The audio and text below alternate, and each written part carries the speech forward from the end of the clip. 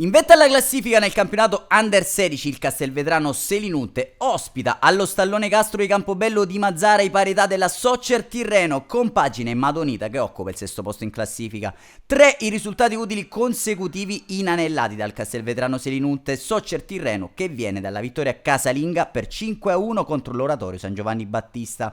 Arbitra il marsalese Simone Bondici. Scorgiamo l'11 padrone di casa che schiera Cenedese tra i pali, Said, Cicio, Pecoraro e Greco.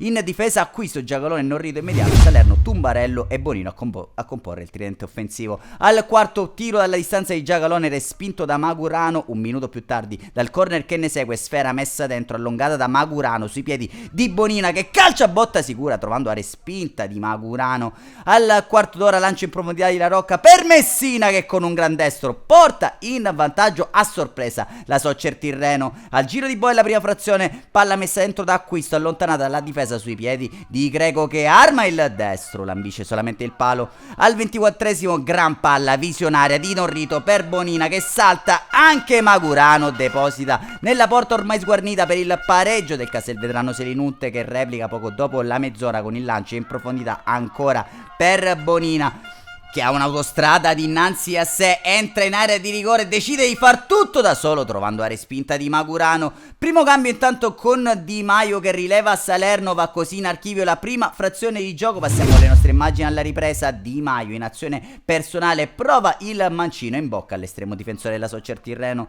Al 49esimo dentro Interisano il logo di acquisto. Al 50esimo i tempi sono maturi per il sorpasso. Il Castelvetrano Selinunte con Bonita alla destra mette un cioccolatino per Tumbarello che di testa fa 2-1, rimonta completata per la compagine trapanese. Risposta Madonita con il cross per Pitissi e colpisce il palo da pochi passi, dentro anche Fratello per Giacalone. Intanto Tumbarello in azione personale salta un avversario, calcia mandando sull'esterno della rete. Poco dopo l'ora di gioco, recupero palla di Di Maio, un gran pallone dentro per Tumbarello che salta anche lui Magurano. 3-1, prende il largo il Castelvetrano Selinunte che nel finale concede minutaggio a tutta la propria rosa. Dentro Lucchese per Tumbarello, segue l'ingresso in campo di Calcara per Di Maio, dentro anche Triolo per Norrito. Non c'è più tempo allo stallone Castro di Campobello di Mazara, il Castelvetrano Selinunte si impone per 3-1 sulla Soccer Tirreno. Un saluto amici appassionati, appuntamento come al solito alla prossima.